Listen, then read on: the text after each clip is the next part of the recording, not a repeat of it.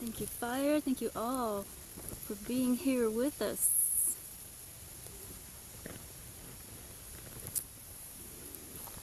Are you ready to ask the fire to teach us how to come back in balance with fire?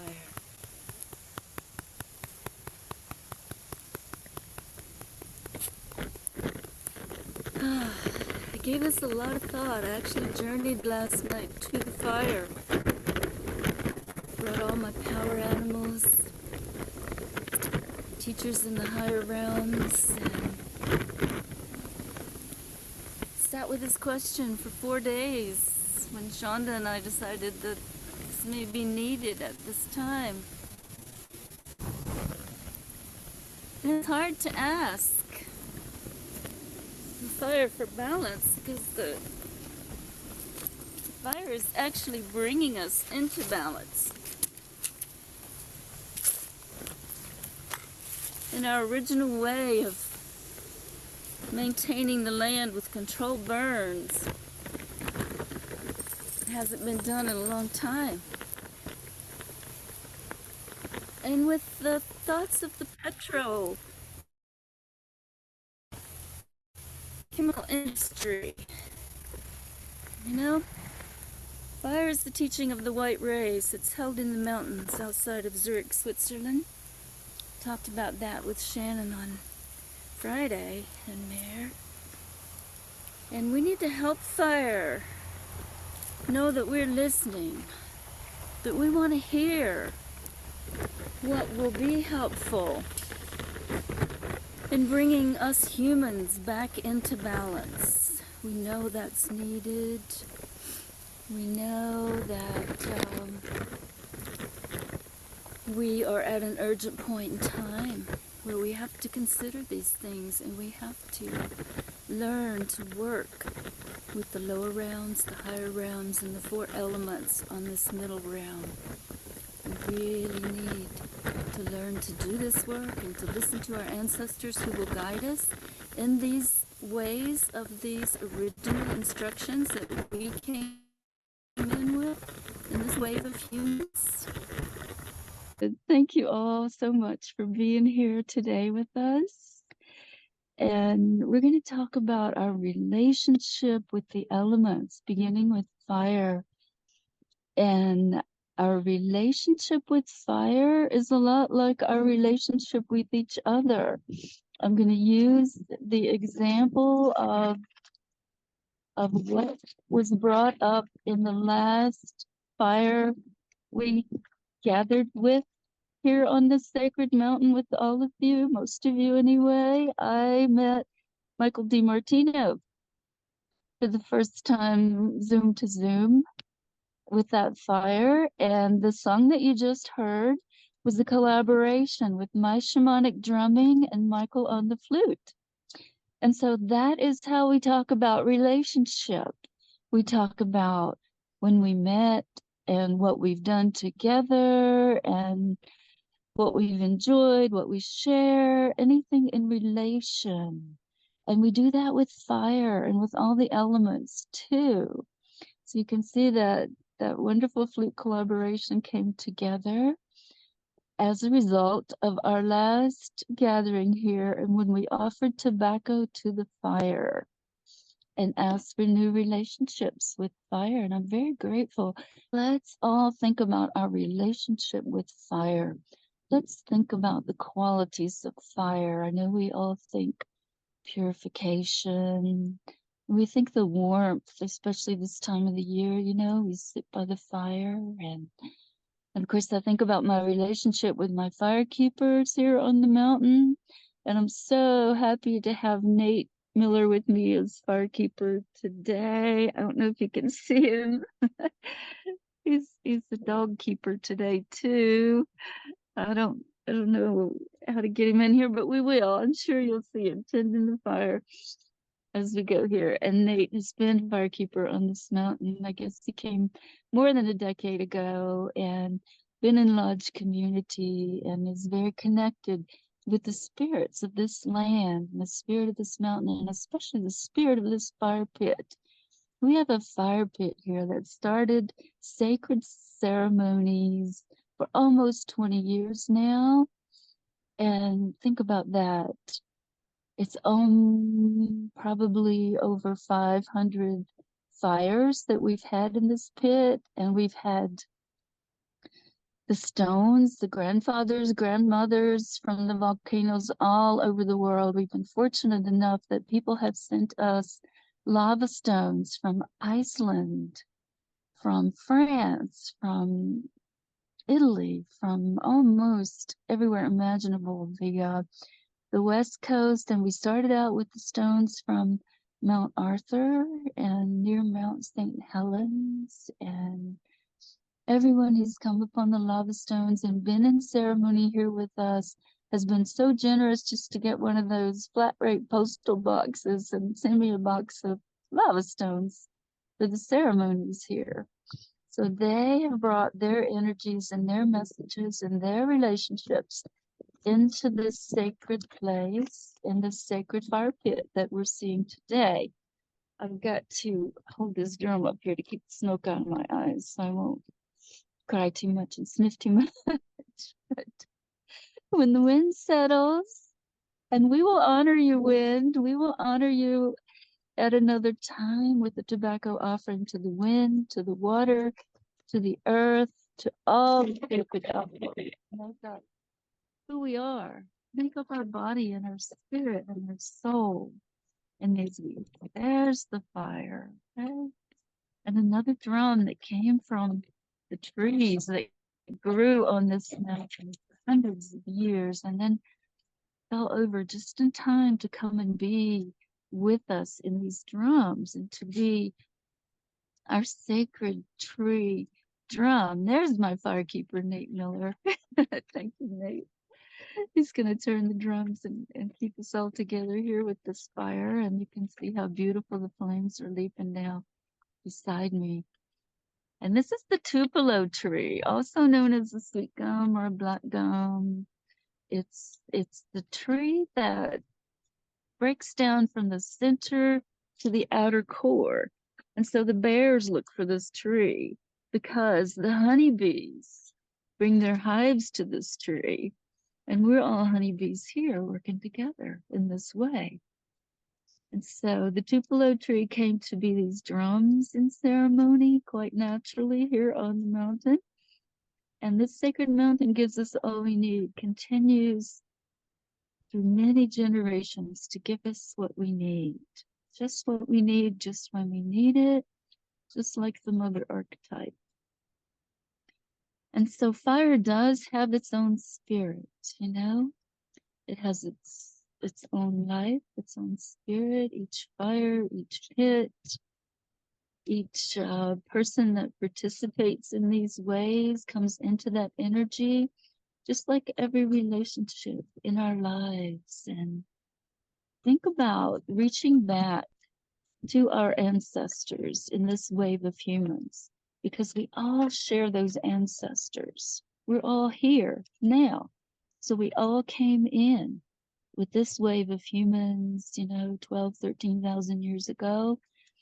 I have 3 grandmothers who stayed on the land of that ancient village, which the archaeologists have determined is one of the oldest here on Turtle Island, because this mountain is also the oldest on Turtle Island. So staying on the land and staying in connection with the spirits on the land is a very strong relationship. I find that that's the difference, in our connection to the earth and the elements around us. If we've been able to stay close to the earth our entire lives and connect with those ancestors who've been here and connect with the ancestors before them and all the way back to when the woolly mammoths were here, then there is a depth that we feel in our bones where the ancestors sit. And our ancestors sit in the north with the buffalo.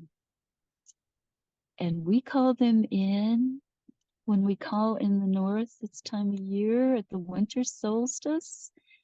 The bears actually brought me the words to call in the north, and I'll share them with you now and call in our ancestors from the north. We call in the north with shiver, movement, merging towards singular, only for renewal. With the flesh of our bodies, swaddling the spirit of our bones, we embrace the ancestors who sit in the north, with the buffalo, with the fire, with the teachings of the white race in our Selagi prophecy of sharing the four teachings that went out in the four directions with the four colors and the four peoples in this world. And the teachings of fire with the white race are held in Switzerland in a cave that I was actually taken to when I was visiting there and was recognized as being Salagi and carrying songs that are sacred to our people. I was asked to go to that cave and sing those songs where the teachings are held. And those teachings will bring us all back together if we share them and bring them into balance. The key in Native ways is balance, being in balance, staying in balance with the elements and with each other, with everything here on earth. And so those teachings are a little out of balance with the nuclear weapons and with the fossil fuel pipeline abuses. So anyone who has any opportunity to address those imbalances and make any contribution that might help bring them back into balance would be doing a great service to us remaining here in this wave of humans. We all know that the earth has been here long before we were. Even the dragonflies have been here long before us, and many, many species have been here much longer than humans. There's a line in one of my songs that comes from the dream world that says, "Standing rocks remain forever, human beings come and go." It's our actions that determine when and how we come and go. Our relationship with the elements, with balance, with the earth, with the wind and the air and the fire and the water. And we hold those very dear to our heart because we are made of them as well in differing proportions. That's what makes us all very unique and connects us with our unique soul and the soul of the world soul. And as you see these flames leap up into the air, then you also see that axis mundi that connects the lower world where our power animals sit and help us in many ways to the higher world where our teachers sit. And we are here on this middle realm with the elements to connect and journey only to the elements. And with our ancestors who've done their work, we are really meant to be very careful with those energies and understand the way the quantum physics works, which isn't always linear and understandable in our dominant culture ways, but is always present with us. And the laws of nature are what really determines our relationships and keeping us in balance. We have another prophecy, the Four Worlds prophecy, that tells us the stones are the elders because they were here from the beginning. Stones were the first to arrive on Earth. Earth is made of stone. And then came the water, and the stones and the water got together and were able to teach each other their ways so that the plant medicine was able to come here on earth and be with us and prepare for us. That's our food, that's our medicine now too. And then the plants got together with the water and the stones and brought the animals in to join us all.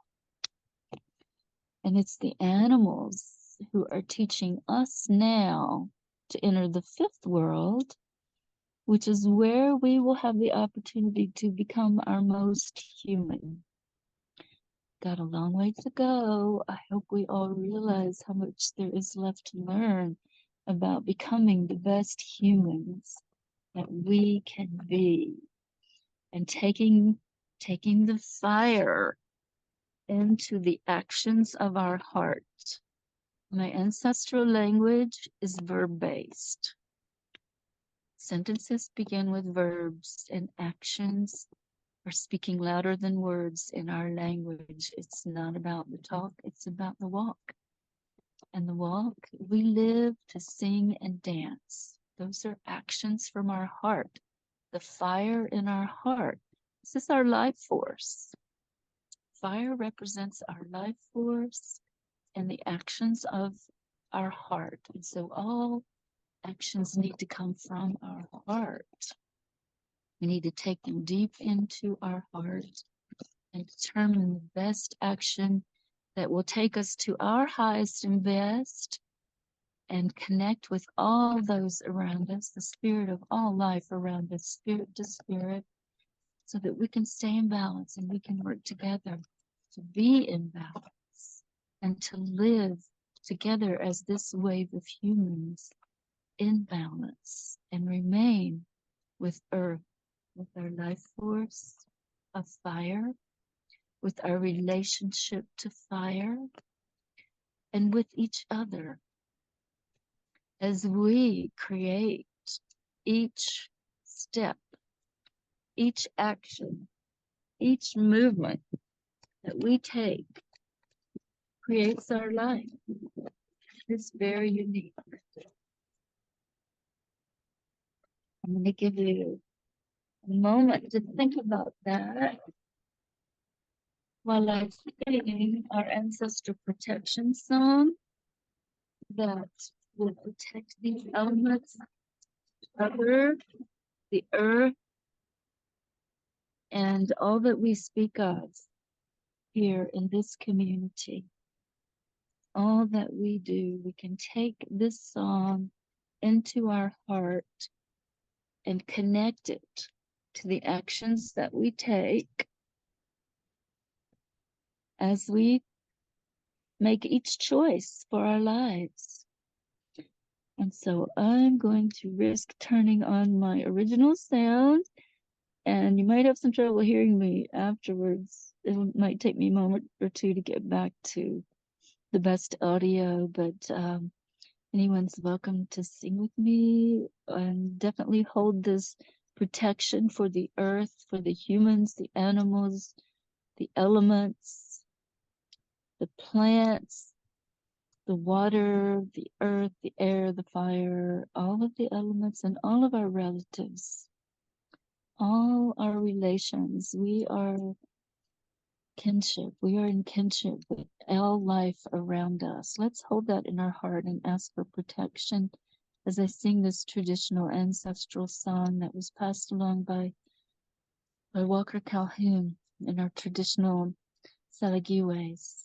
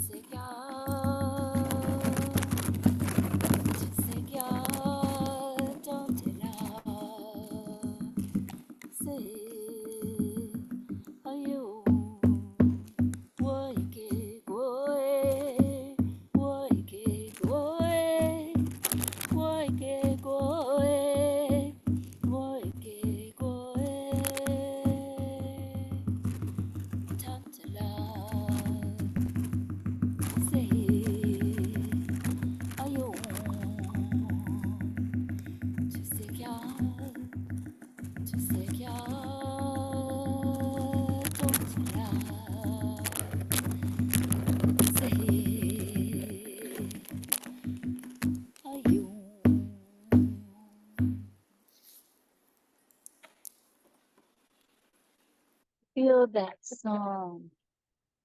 So we're connected now with the animals, with the earth, with the water, with the stones, with our ancestors, with our bones, our spirit, the spirit of all life around us. Feel into that relationship, feel into that connection, and be here, be present at every opportunity with all of these energies that make up our life. And in relationship, our life force is the fire. I hope you can see these flames reaching out. Feel the energy and the warmth and the life force of the fire as it swirls and dances and sings. I know you can hear the popping and hopefully the sounds of the fire. Oh, I did that right on cue. That was very nice. It's always great when everything around us responds. There's no question when that happens. And I guess, we could call that synchronicity, but really it's spirit to spirit relationship. Coming together, it's building relationship over time. We did this together, we did that together. We see those beautiful red coals and we appreciate the beauty that we're able to create together. Coming together in these ways and in any ways, any opportunities that arise for us, they're always so appreciated. And I would like to go into the story of how fire came to our people. I know there are many stories of fires coming to many people. And of course, the lightning, the drum beat that you heard me switch to in that song, you heard the rhythm beat, and then you heard me switch to the lightning beat, the thunder beat.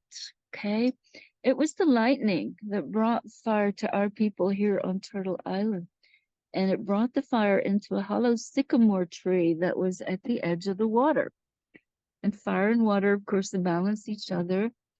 And that sycamore tree held the fire inside of it until we were able to bring it to the people, and many, many creatures came in to help. It starts with the raven, who was white at that time and tried to get the fire, and that's how he turned black, and the black snake and the racer, both those snakes tried to get the fire out of the hollow tree and they turned black, and so many creatures came up. The owls, they have those rings around their eyes. I think I'm gonna have those rings around my eyes after sitting here in the smoke like the owls. But they all tried to help the people get the fire. And of course, the chaga mushroom is the ember that grows on the polypore that you see on the trees, and it holds the fire in our pipe, and it holds the fire in many ways for us. And it's good medicine. It's medicine for balancing sugar, which is critical, and also for removing metals from our body, which is more critical every day in the world that we live in now. Those metals that are taken out of the pipeline and brought into our world, those choices that we make every day to use those products, those petrochemical neurotoxic products in our personal care. We put them back into the water and the air and the soil that grows our food.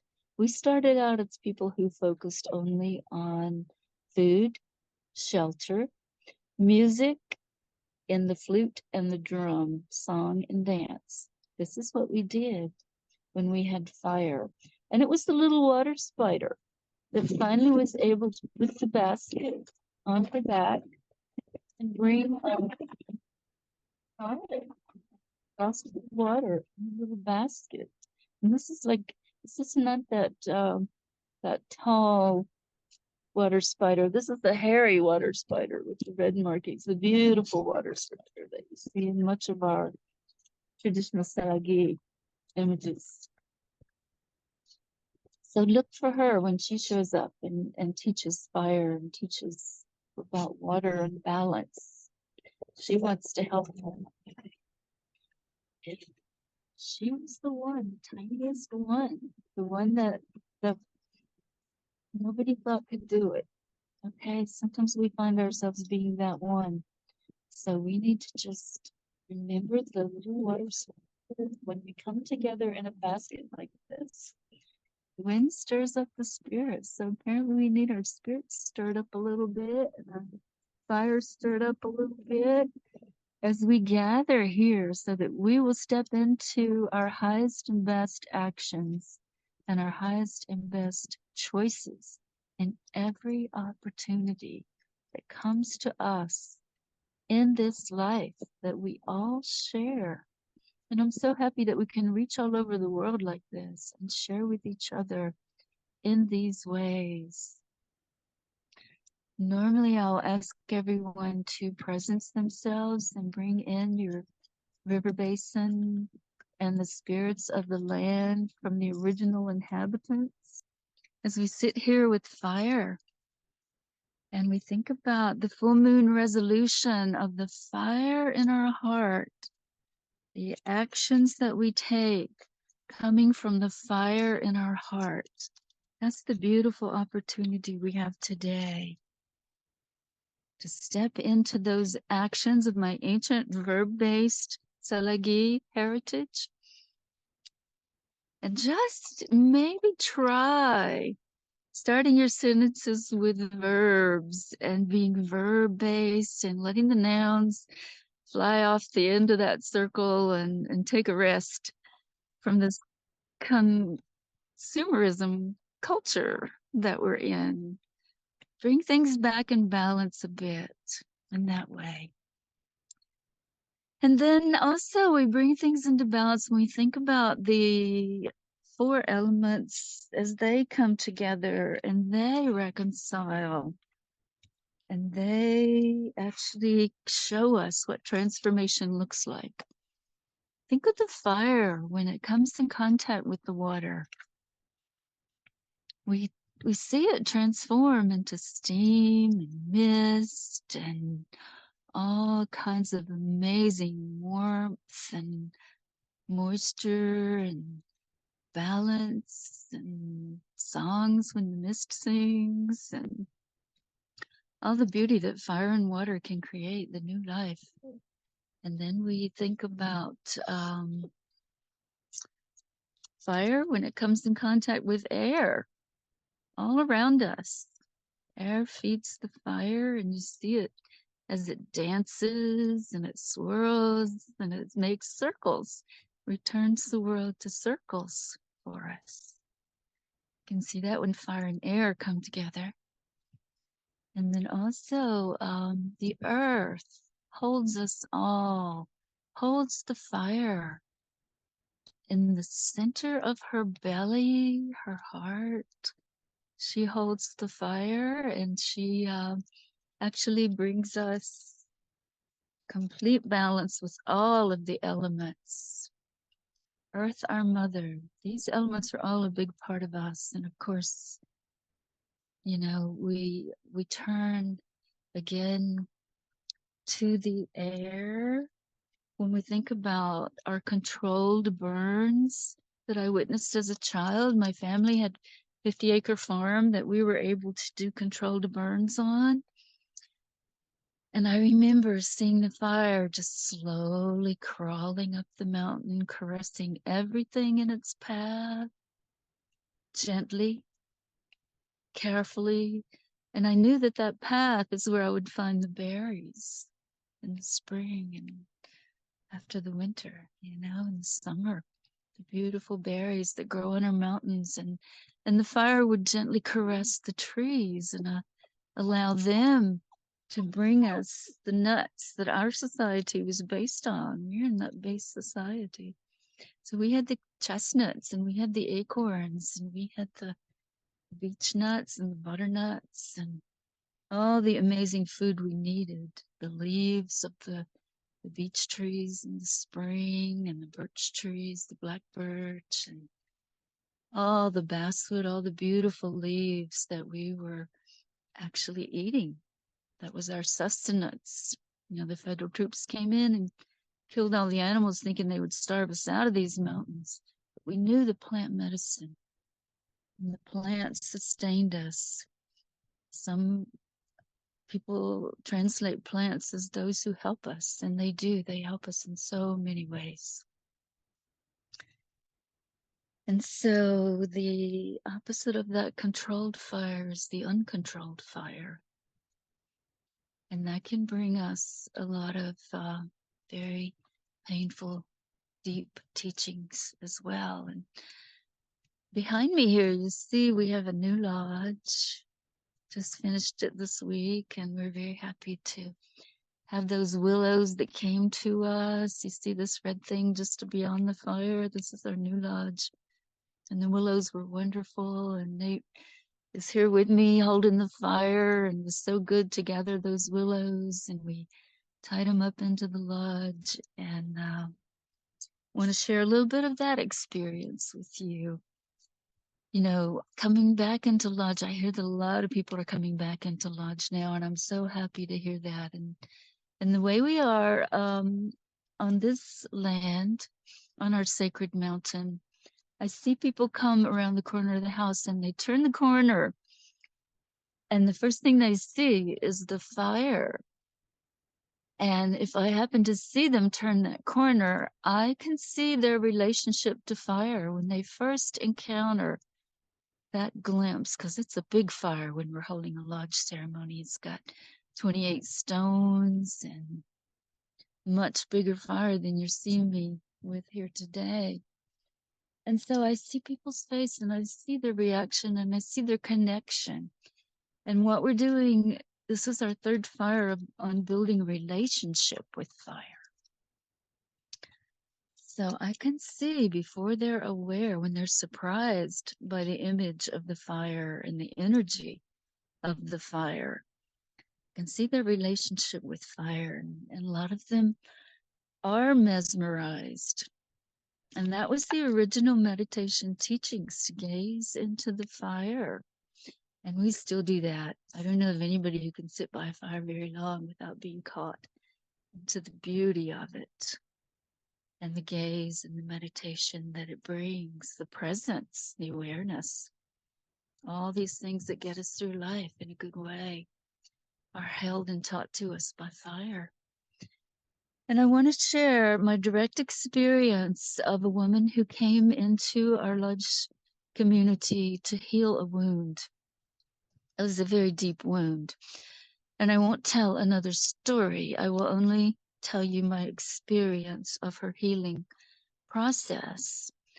I saw her come around that corner, and it was one of those times when I thought I should leave a sign here that says, you can leave ordinary reality here and pick it up on your way out, because you're entering non-ordinary reality. When you come into a true ceremony, you're coming into the quantum physics way of non-linear, acausal, beyond Newton and Newtonian thinking. You're coming into the magic. And I saw this woman come in such a deep, wounded way, and she didn't seem like she was sure she wanted to be here. She was a little concerned, I guess is the word. Or really deep, deeper than I'd seen anybody coming into these ways. And she'd come with a friend who sundanced at Canyon de Chelly and poured the lodge for us for a while. And I knew that she knew something I didn't, because often people would bring people who needed healing and needed help and needed the ceremonies in some way, and they wouldn't tell me their story, because I just wanted to experience it, and I just wanted to see for myself and know for myself what transpired. And so I saw that woman walk up to the fire for the first time and just shake her head, and she walked up very slowly and very cautiously, and it was as if she was actually looking into an abyss. I had never seen that kind of depth or that kind of edge in anyone who came to the fire and came to the ceremony in this way.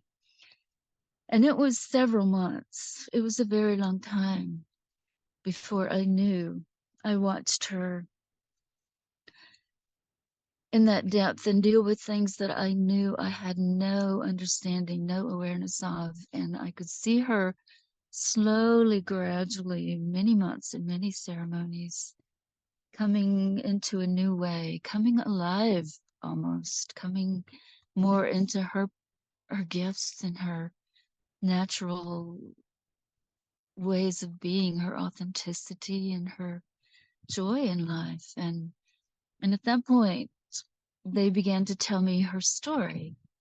And again, I won't tell another story, but I had the privilege and the honor of watching this woman heal a wound of losing a 3-year-old child who was burned alive in a house fire.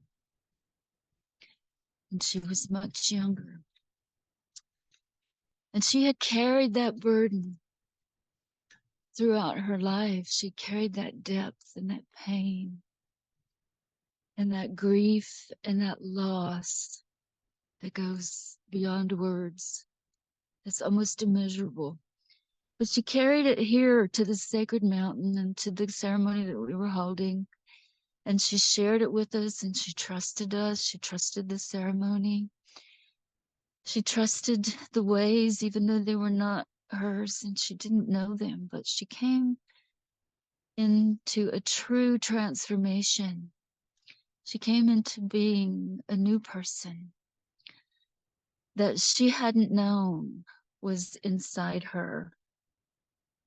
And she came to be grateful for that gift that she had experienced and that she had healed with us in community here on this mountain.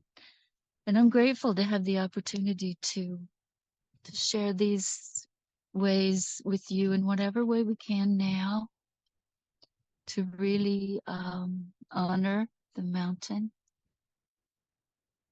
and the opportunities that we have to be in community. And I give this fire my tobacco holding with those prayers for all who have come here in these ways to reintegrate their inner being and connect and heal wounds. We all have some, and there's always time and room for healing. So I give that tobacco to the fire, and you see that smoke rise up between the worlds, the lower worlds with our power animals and the higher world with our teachers. This is the Axis Mundi, the tree of life, that burns in the fire and rises from the ashes to connect us all in union in these beautiful ways.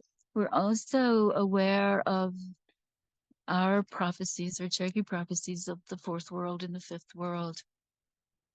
The first world was the world of the stone people. That's why they are our elders. They've been here the longest on sweet Mother Earth. And they brought the water. And together with the water and the stones, they created the plants. The plants contributed so much that the three of them brought in the animals.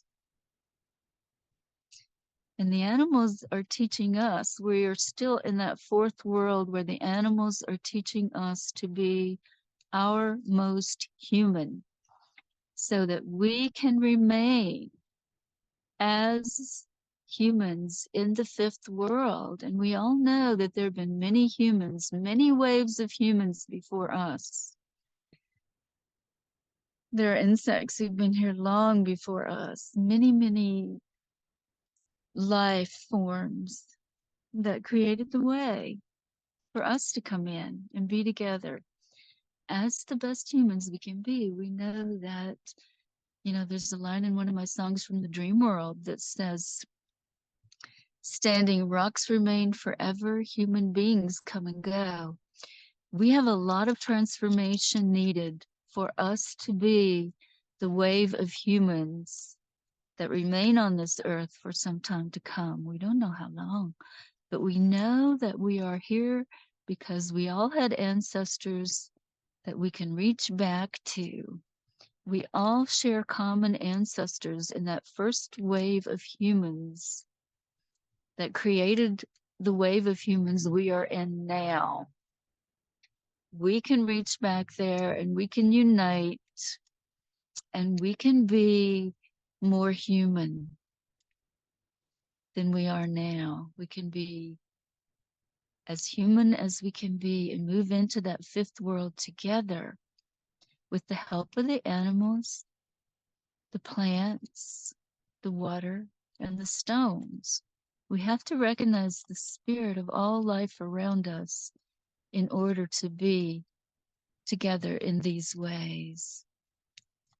That spirit is what unites us as one. Hold in our hearts that union that we hope we're creating, that we're doing everything we can to create at this time, in this opportunity that we have, and all coming together in these wonderful ways. And this time, I want to call in my friend who has agreed to share his experience, his direct experience of being a fire dancer and walking through the fire and not getting burned, not even getting the feathers on his regalia burned. And these are two different ways of rising from the ashes. You know, we hear about rising from the ashes, and my Selagi birth sign is the heron, which is like the phoenix. This is our version of the phoenix that rises from the ashes. And that's why my name that was given by Grandmother Raven is Dances with Death, because I've done that so many times in my life. To be with Thomas on his land near Bakersfield, California, and also to share with us his experience of dancing with the fire and not being burned. Haku, you guys there? Aku, Thomas, yeah, we're happy to see you. We're here. All right. So, like, first of all, I ended this with aku. Aku in our language is breath. It's also the word saku is in there, which means that you respect. So it's kind of like you respect a person's life because your life exists from your beginning breath all the way to your last breath while you're in this body, pretty much. So earlier I was having a problem trying to balance because when I came down to the one area, I seen that the deer had got control of things last night and was eating all the foods that we had prepared for breakfast. And then along came the horse and decided she wanted some too. And then I switched up to the lodge up here and the horse came up here. And then we had wind and all kinds of problems getting our fire going. And I'm not sure about your guys' circle and stuff. I'm trying to learn. But I was first introduced to the fire. We had a flame of peace that was ignited over in Kansas back in 1986. And the Shumashmai people, the flame came out here where we're the keepers of the Western Gate. I'm hearing all kinds of noise, so I don't know if I'm here or not. No, it's okay. You're good. You're good. Yeah, thank you. Keep going. Okay, so we're the keepers of the flame of peace in the West, and that's been since 1986 when it was struck. I was fortunate to meet this lady about 20 years ago or something, and her family was working to take down the Berlin Wall, and her name, I don't remember her whole story, but her name had something to do with peace in it. It was in a different language. So I was able to actually meet her during one of these different summits that I go to periodically for peace and stuff. So I was honored that way, and I'm honored here now to be part of you guys' circle, starting up with your 8 fires and stuff. And um, try and unite all of our people, because a lot of times during the winter solstice ceremony, I usually let people know to bring them, if they don't have a fire that they can get to, I advise them to get a candle and burn a candle during that time, because in our culture, we have 5 non-existent days, and so those days is when we have the fire going consistently. And I've learned how to kind of use a little kerosene lantern sometimes, because it gets pretty cold out here. So I'm like, I'll just do that with a little fire representative too, to connect with everybody. So one of the things that we would tell these people is to connect to our elders' fire. You know, we had some people, and the fire would be in our hearts. And I wasn't quite an elder when I started saying that. Now I'm getting to be one. But that's what I would say. This is our elders, our fire in our hearts and stuff. And I heard somebody say earlier about love is important, because love is haku.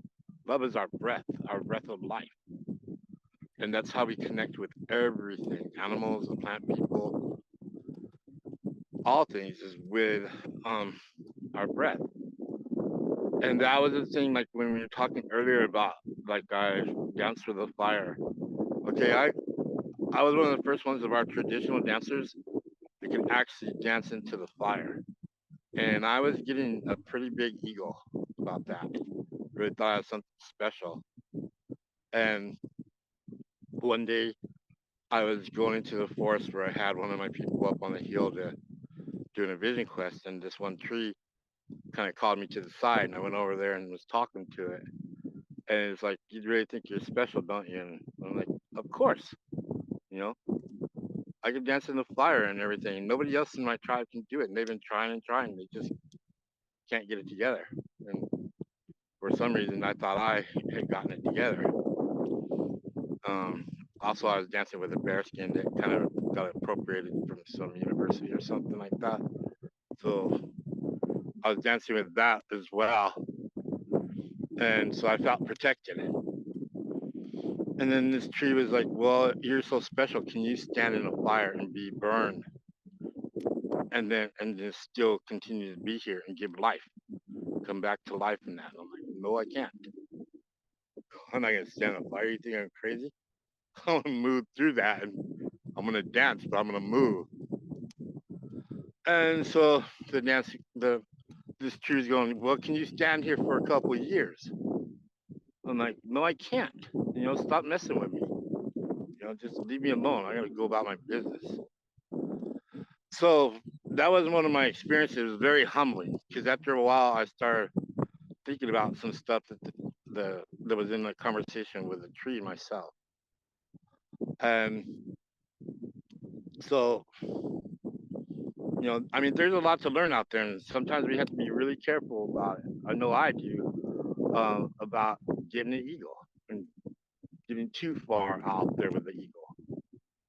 And fortunately, like here, like having this piece of land now, I received it because somebody who was supposed to be working with training us, had kind of went against some of the stuff we believed in.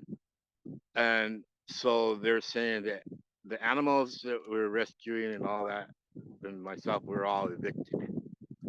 And so my other friends, they helped me to find this land here and help, to buy it, so that there would, by myself nor the animals would ever get evicted. And so a couple of years ago, I finally paid off the last of the loan, and then COVID happened. And right at the time of COVID happened, this one guy had contacted me, and he had said, "Hey man, there's a restaurant and they got closed down, but they got some deer that were gonna be, served up over there, and now the deer have nowhere to go." And he goes, "You got $3,000?" I'm like, "Yeah." And he goes, "Well, give it to me and I'll deliver the deer to you." I'm like, "Okay." So they brought the deer here, and they were supposedly, these deer were being atlas deer. They're supposed to be like spotted deer with these big old long antlers. And when they showed up, my neighbors had told me those aren't atlas or something else. They're a little bit small, you know. And because we were going to create another form of yoga, we were going to like, let's do atlas yoga. You know, those are different poses and stuff that we could do. And instead of doing goat yoga, we'll do atlas. But I'm like, okay, so we don't have atlas deer. Now what are we going to do? And then the one deer, she had a baby, and it was a white one. And she meant to be a white buck. And next year, another white one. And it had a little red nose, and we were like, oh, Rudolph the Red-Nosed Reindeer. And so that's where we're at now. Now this buck is white, and his nose is kind of a little bit pinkish, but we didn't really interact with him. We tried to keep him wild in a way because the government said that they needed to be registered and all this stuff.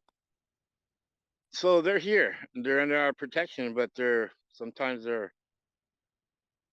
a little bit too free. Even though we're letting them run 20 acres, and there's a lot of different vegetation for them to eat. But they want whatever humans have. And it's kind of like when they were saying earlier, they reminded me of when they're saying that we're all, humans in different ways in different time periods. And these ones, they're here. I don't know how they're going to unite us or what they're going to do for us, but I know for sure that they're here and that they're more special than I am. I'm just a guardian here, just a caretaker. But I wanted to share that with you guys to know that there is other beings here that are legitimate, no outer space beings or nothing like that where people talk about. These are beings here that have been here the whole time we've been here. And they're sacred. So with that there, and then the fire here, we have a lot of sacred things. We have a lot of wonderful gifts in this lifetime. I mean, most of us I've seen, we're all in that age where we were involved with the Cold War. We knew about it. Now we got little trickery stuff going on now, and just trying to mess us up. But the thing is we have, no matter how long we're here, we have a lot of wonderful things, and that's, I guess, what you would talk about, like with the Phoenix Rising. We just have all these things here, all these blessings. So again, I want to say haku to you guys, and thank you for listening. Oh. Kichite, if you will come here behind me and speak to my friends on Zoom. Okay, this is my friend David. Hi, David. Welcome. Yeah, we're all here by the fire, and we're on Zoom with people all over the world. So you're in a great spot at Kichite. We're sharing our relationship with fire. Kichite is the Taino Musician of the Year, so he makes the wooden drums that are specific to his culture and very beautiful. So I'm sure he has a lot of experience in relationship with fire that he can share with us today. So what do you have going on there? Are they on there right now? Yeah, there's 22 people listening to you right now. Oh, hello. Yeah. Hello. Yeah. Welcome. Yeah, welcome. It's nice to meet you all. It's good to be here in North Carolina. Can you hear him okay, or do I need to turn on original sound? Sounds we can good. hear him, but we can't see him. Where is he? He's there. He's right here. See him now? Wave. Okay, keep talking. Okay. Keep figure out where you are.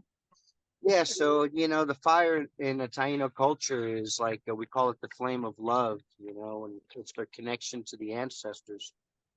And so that's why it's always at the center of ceremony, because we always have that connection with the ancestors like that. And so lighting the fire, collecting the wood, all of that has an important effect, on how we collect the wood and giving some offerings as we're doing that. And, we build the fire, we give the offerings to the directions. Each tribe, or some tribes have different amount of directions that they offer to. And so as long as we include all of creation in those offerings, if we say 7 directions or 5 or 4, doesn't matter just as long as you include everything in that whole offering when we start the fire. And so in my culture, in the center of the fire, we have a grandfather. We call him Urayo. And he like actually like helps us to be have that like connection with the ancestors. And so that's what it means to us. It's that connection with the ancestors. Thank you for listening. Thank you for being spontaneous, sharing with us on the spot. Akichite, very beautiful to have you come in. Let's talk a little bit about being a firekeeper. First of all, there's that relationship with the tall standing ones, trees that are the men's medicine that bring us the fuel for the fire, that bring us everything we need. Relationship with the land that holds the fire gently and safely. So many relationships. Everything becomes a ceremony, the relationship with the stones, and it's the firekeeper that begins every ceremony with the fire. The first one who has to step up into what's needed is the firekeeper. And they have to look at the weather. They have to know if they're going to be able to work with the weather, and if they have the tall standing ones who've offered and volunteered to come and be a part of the fire, to give up their life and make that transformation to the ash by going through the fire. And if they have the land ready to hold the fire in a safe, gentle, relationship kind of way, the firekeeper really holds the energy. They are the ones that lift the veil between the worlds so that we can connect and combine the seen and the unseen, and the helpers that come to be with us in these traditional ways. So it's very critical that the firekeeper hold that energy. They hold that strong, deep protection. And I was so grateful that we actually got to offer the protection song at the beginning of this ceremony so that we could share that firekeeper energy where it needed to be, in the way of traditional firekeepers and traditional fires. And we could actually call in protection for the tall standing ones, for the elements, the earth, the air, the water, and the energy going into our fire, and the words that we bring today. We are saying in the fire, in the presence of the fire here, and the fire with each of our firekeepers, wherever they are out there, and also in that fire they just started in Palenque. So we are taking our message, our words to the fire today, and we want to be careful what's said, and cautious about, what is asked to be in the fire and part of our relationship with fire, and what is someone else's story, what is someone else's experience for them to take to fire. What is our own experience that we need to take to the fire?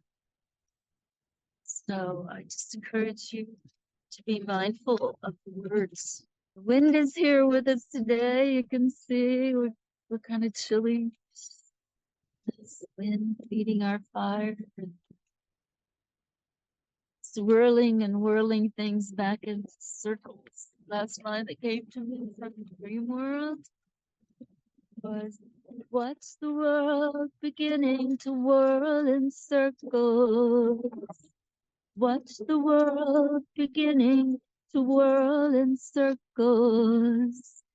And so I give that to the fire here today on the sacred mountain, and I give it to all of you. At this time, I'd just like to invite some of our greatest teachers that have been with us throughout the times. I'm going to just name them and then ask them to attend my humble fire and your fire and the fire in Palenque, the fire in our hearts around the world. May I invite the grandmothers and the grandfathers, and of course the first and the last, the Creator, Vijamane Do, to witness everyone and be with us, to heal our sick children, comfort our ailing elders, to be with our incarcerated ones, and unite us all in peace and brotherhood and kinship. For all these blessings, I say miigwech. In the Anishinaabe way, I'll miigwech. Thank you. Thank you all for being here. I want to talk about tender today. And I want to ask you to think about what tenders the fire in your heart. Think about maybe sharing some of that with us. And I want to talk to you about setting up your fire at your home. And you want to join us, please just let us know. First thing I want to encourage you to do in setting up your fire pit is to connect with the spirits of the land. Connect with the original peoples who were on that land. And connect with the spirits who've done their work, who remain on that land. And that's something that you need to do anyway, even if you're not setting up a fire pit to share your ashes. It's always good to know who you're sharing the land with and people who are part of that earth, of the elements of earth, air, fire, and water, so that you can connect and they can help you tremendously. They've been there a long time and they go deep into the earth. And they actually hold the energies when these waves of humans that I like to talk about change. I mean, think about how many waves of humans have come before us. And at the same time, reach back to the beginning of this wave of humans where we all share ancestors. Reach back to those ancestors who've done their work and ask them to come and help you set up your fire pit. Reach down into the lower realms to your power animal helpers for protection and help and teachings, and reach up into the higher worlds for your teachers and guides. And be sure to work with only those who've done their work so that you can better do the work that you've come here to do. We all come here with very unique, beautiful gifts to share. So if you can bring those gifts out into the world and know that's why you're here, it makes a huge difference in life.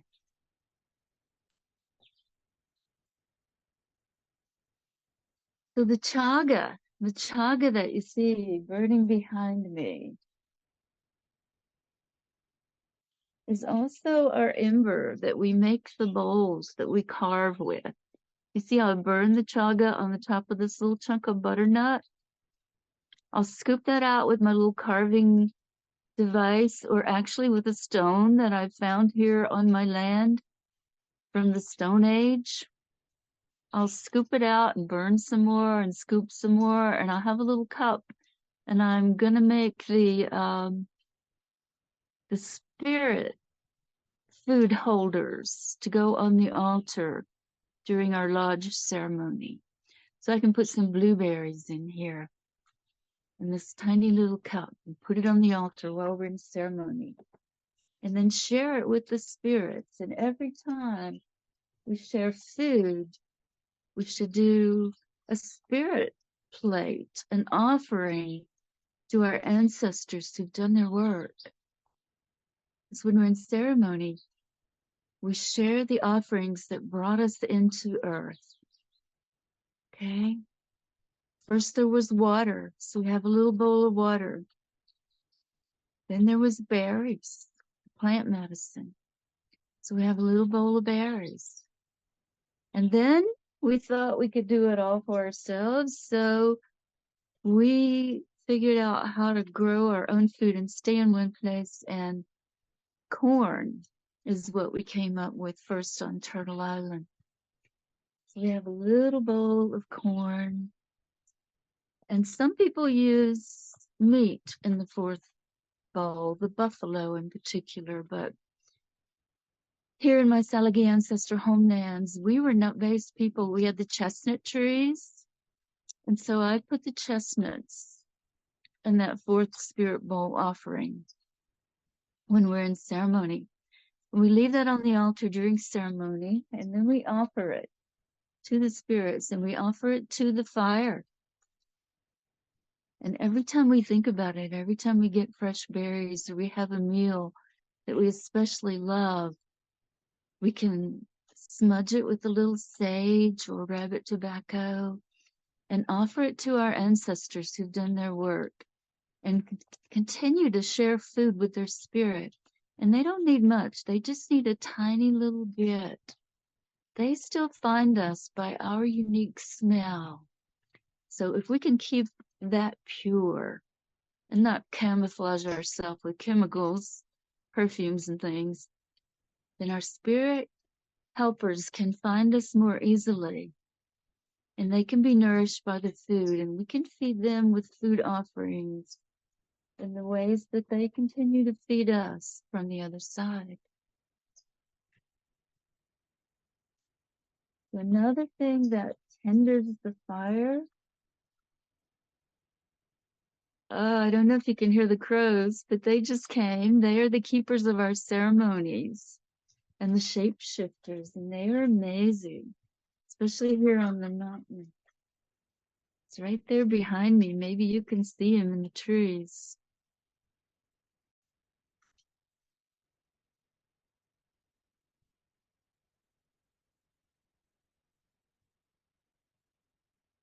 One of my other favorite tenders is the grapevine. The skin of the grapevine, and only the part that she's done with, that she lets go. This is our native North Carolina wild grapevine, and it feeds a lot of animals. They're tiny little grapes, and they don't really taste that good until after the first freeze. And then they're really yummy. Some people call them fox grapes. Some people call them native Concord grapes. We traditionally made grape dumplings. We'd put them in a big pot on the stove and boil them and strain them, and then put some buckwheat flour mixture that we just make up very simply with an oil. And some people use milk. I use oat milk, whatever you like. Make a dumpling and drop it into that boiling mixture of grapes. And you can see this is a real good fire tinder. And since that's going so well, I'm going to save that one for when I really need to start my fire. Another one of my favorite tenders is this birch. I don't know if you can see this birch. This is the white birch. See how it has many layers? And after it dries, the wood will actually break down much quicker than the covering, than the bark. It's the bark that we use for our tinder. And again, we just put it close to the chaga. fan it a little bit, bring in the air with the wing or the feather, whatever you have that comes to you. And start your fire with the birch. Another one is this bark from the cedar. You can see how easily it peels right off the stick. Here's a little piece of cedar bark. It's also called in our ancestors. Invites them to come join us. But only those who've done their work.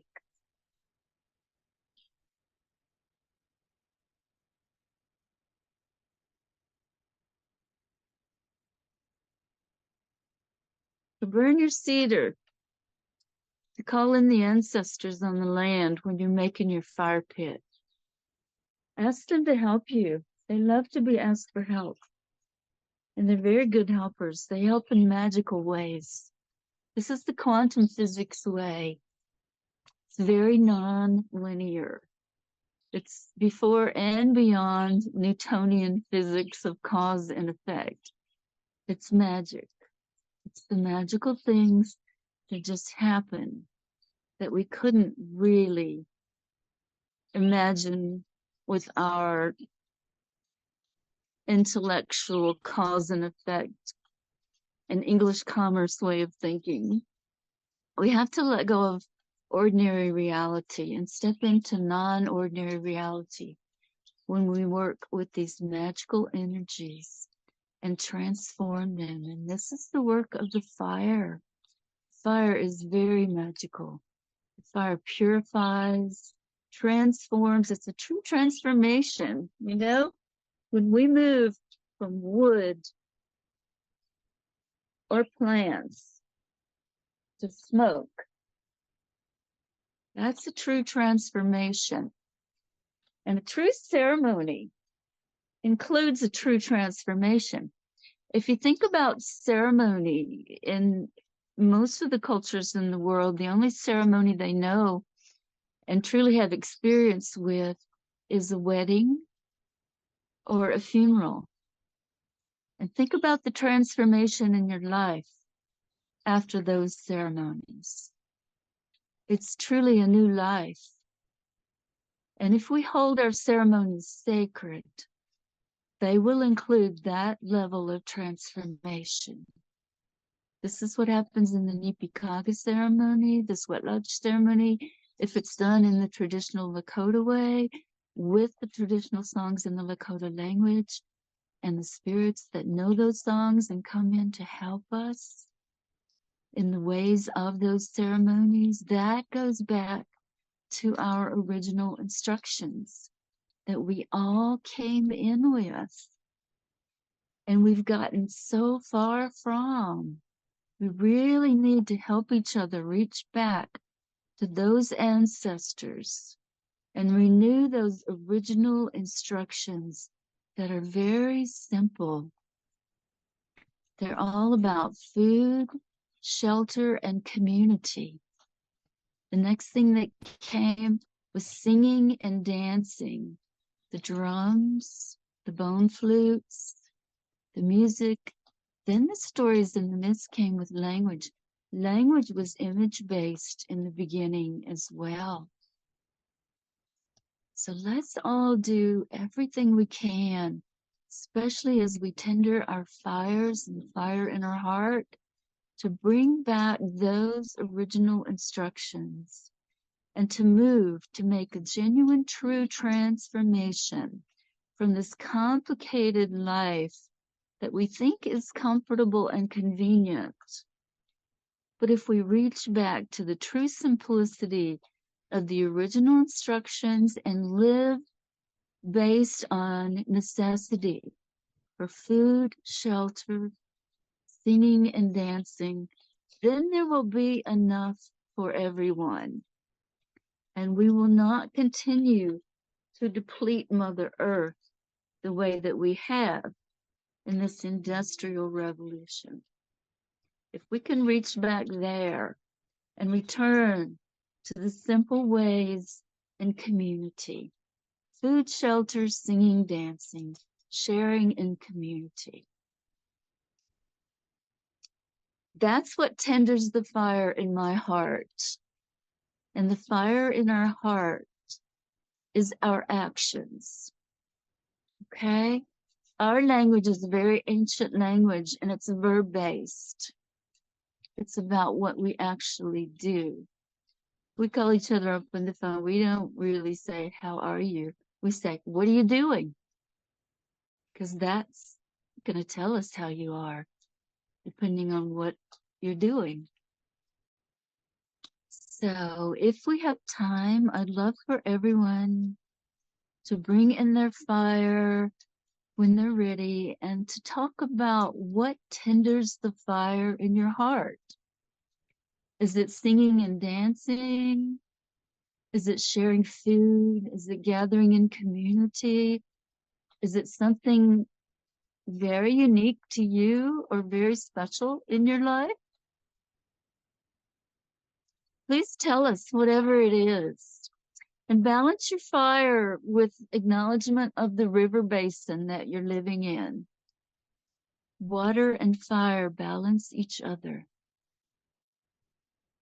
So let's create balance as we go. Then we can swing a little bit. You know those dances, balance and swing?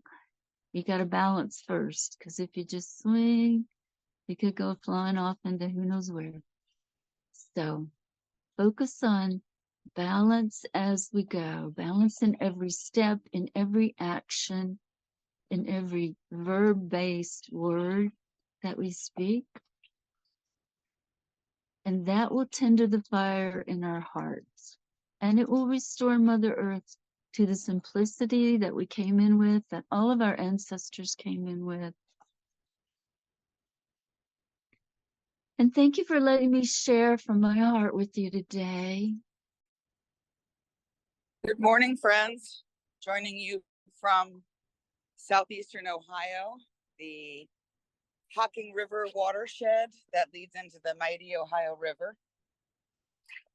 And this is the traditional lands of the Shawnee and the Mingo people and many mound building peoples over time. And I arrive with gratitude for the open hearts that are creating portals for Indigenous wisdom to be embraced in modern times. So I bring my humility, my gratitude, my listening ears, and my willingness to be present, to pay it forward, and spread the good word. So I'll be brief but heartfelt to join this sweet circle. The weather is encouraging me to show you guys all of my different fires, and I'm happy for everyone to feel the difference with me when we're coming from the fire pit that started so many in Lipikaga Sweat Lodge ceremonies and lifted the veil between the worlds. And now I'm working with this little survival stove. You can see some smoke, more smoke than flames here beside me. And I'm being called because the thunders are dancing around with us today. So I'm being called to bring you my fire on this little survival stove. If you can see it there. We'll also charge my cell phone and my computer. There's some flames helping me out. And maybe we all need to give some thought to those kinds of preparations at this time. We're being encouraged by the thunders to explore all of our fire options and all of our ways of bringing the fires into this ceremony and into our lives and into our preparations for being sovereign people. And what I'd like to share in the teachings today is fire as our first meditation, gazing at the flames the original peoples in this wave of humans where we can all reach back and share ancestry, gaze into the flames of the fire, just like we do, and learn to be present and aware of their surroundings, and to come into community to feel the warmth of the fire, just like we are today. And so I really encourage you to work on your meditations and learn that that is so helpful in listening to the voices of our ancestors. This is something that Grandmother Raven stressed in all of her teachings with me. Learn to listen to the voice of our ancestors, and they will return the original instructions to us. And I don't know if you can hear the thunders rolling around me in the background, but they are here with us, and they are helping us learn these original teachings and original ways as well. So when we meditate, there are many ways to meditate. Feeling the presence of the flame is a beautiful way to start, to get familiar with that kind of awareness, that kind of immediacy and presence is really a good example of meditation in its deepest and truest original form. I took my Soto Zen vows in 2001, and the practice there is totally sitting, just sitting, looking at a spot on the wall. And anytime that we are just present and with that spot on the wall, no thoughts of the future, no thoughts of the past, nothing going on in the mind that would distract us. That is the truest form of meditation. And that has been a very valuable thing in my life, because it helps us in times of near-death experiences and illness and struggles to stay alive. If we are able to simply be present, we are breathing in that moment, and we are aware of our surroundings and what it takes for us to truly stay alive in these ways, in these original ways. So that is what I want to encourage you to do today, to first be present and aware, and then learn to listen to the voices of ancestors. Listen to them, listen for them. They don't speak English. They don't speak the commerce language. They speak the quantum physics language of mystery, magic, the numinous, the amazing things that are not linear thinking, and they're not what we're used to in this dominance culture. So we learn to recognize them and our ancestors and the voices of our ancestors in those ways. When we see the magic unfolding in front of us in our lives, when we experience that amazing energy and that amazing help that we could not have predicted or asked for or even imagined with our little ego mind that's focused on identity. There is a difference in awareness and identity, and our goal is to cultivate the mind's awareness and step outside of identity. And there's the woodpecker. I don't know if you can hear the woodpecker coming along with its song, saying, just keep drumming. Drumming is also an excellent way of bringing us all together, bringing us into our heart, connecting our head and our heart. And so what I want to do to get us started today is actually lead us through a guided meditation of learning to listen.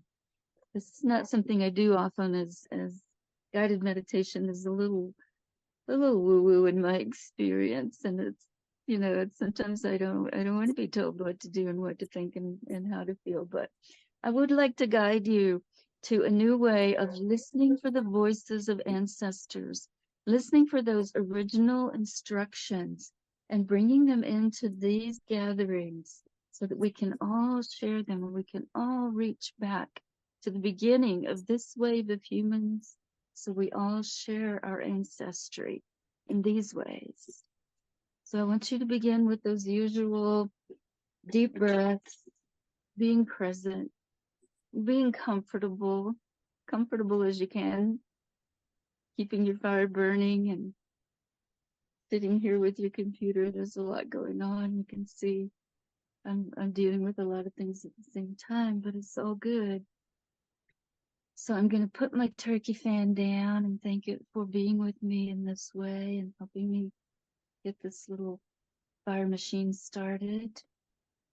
And I'm going to ask you to connect with the ground, the earth. Just really put yourself on the earth. Put your hand on the earth and your feet on the earth and anything that you can. If you're inside, the floor will do. Ground yourself and take those deep breaths and listen to your breath. Be aware of your breath as it moves in and out of your body. This is where we are in near-death experience. We are simply breathing in and breathing out when we find that we are still alive. We are coming into our hearts and our full body experience and knowing that connection between our spirit and our body that keeps us alive, that our mind has little to do but occasionally recognize, occasionally witness, not really understand. And then turn your attention to your ears. This is how we hear the pops and the crackles in the fire. This is how we hear beyond our breath, beyond our body. We want to listen to our immediate surroundings. We want to listen to the voice of the fire. We offer tobacco as we do this, and this is something we did in our first fire gathering back in September, actually. So I'm going to offer a little bit of our plant medicine to help us with this presence and with this awareness. Offer it to your fire if you want to join me. Ask it to help us hear the voices of our ancestors. Ask for help. They want us to ask for help. They don't interfere unless we ask. So we need to ask for their help. Okay, and then return to your ears. Listen to the sounds in your home. If you're in your home, listen to the immediate sounds around you. Blend that into harmony with your breath. This is the integration that we seek.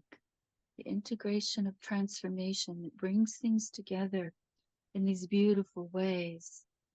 And then I encourage you, if you can lie on the ground or get as much of your body as possible on the earth, connecting with the earth, with the fire, with the air, with the water in our bodies, connecting with the elements here on this little realm. I ask you to reach out beyond your immediate surroundings. Reach with your ears as far as you can hear. Do you hear that motorcycle in the distance? Do you hear the water flowing in the river? Do you hear the thunders rolling through like they are here? Do you hear your neighbors? Do you hear the animals in the forest? Can you reach beyond that? Can you reach with your awareness and your ears beyond the sound that is the farthest from you? Can you reach into the unseen world? And you're reaching with your heart. You're letting your ears hold awareness in your surroundings. And then you're going into your heart and you're listening and feeling that love of the ancestors that you recognize. This is how we determine native ancestry. The grandmothers recognize the lineage, and that is what holds beyond blood quantum. So listen with your heart and bring in the awareness of the mind to recognize maybe those ancestors on the other side that you loved. When they enter the room, it's just like when your children enter the room, when your family or your loved one enters the room. You don't have to see or hear them. You feel them. You feel their presence. You feel their unique love. You know who's there. And you connect with it, just like you connect with gazing at the flames of the fire. You are that present and aware of the feelings of love when you reach out as far as you can possibly reach with your ears and your heart and the awareness of the mind, you recognize sometimes who's coming to help you cook. If you had a favorite auntie or grandmother, or your mother returns to be with you and share that love and maybe nudge you with a knowing to add a little more cinnamon, a little more spice to your life, a little more of this, or maybe try something new. These are the voices of our ancestors. They come when we're present and aware of them. And they call us into walking in that way of presence and awareness in our life at all times. This is our ancient verb-based language where we actually speak of our walk. We speak in verbs. We speak in our walk as we walk into these ways and listen carefully for the voices of our ancestors bringing us the original instructions in the flowers that grab our eyes, the birds that grab our ears.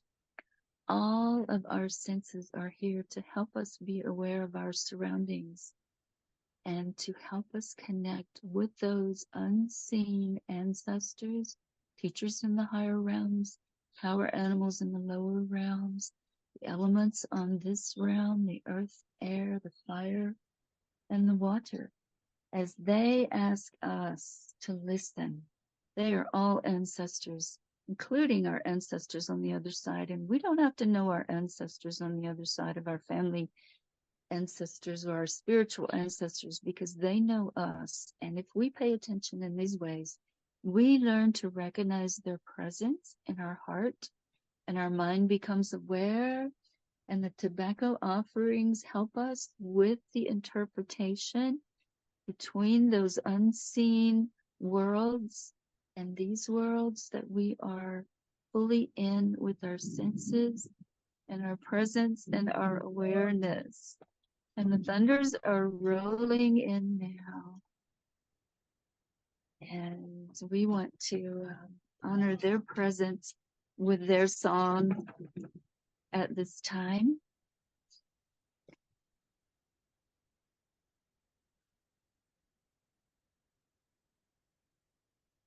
Listen to the rain, and I urge you to continue to listen as far as you can hear into the unseen world.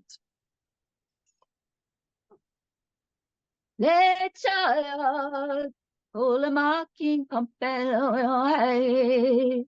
Lechaya, Olamaking Pampelo, we opeata wakian, Oyatiwan, Olamaking Pampelo, Lechaya, Olamaking Pampelo, Lechaya.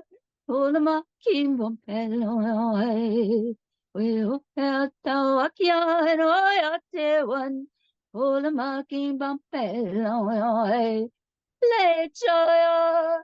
Olama kimbom peloy, lechoya. Olama kimbom peloy, we opeltawakian oyatewan.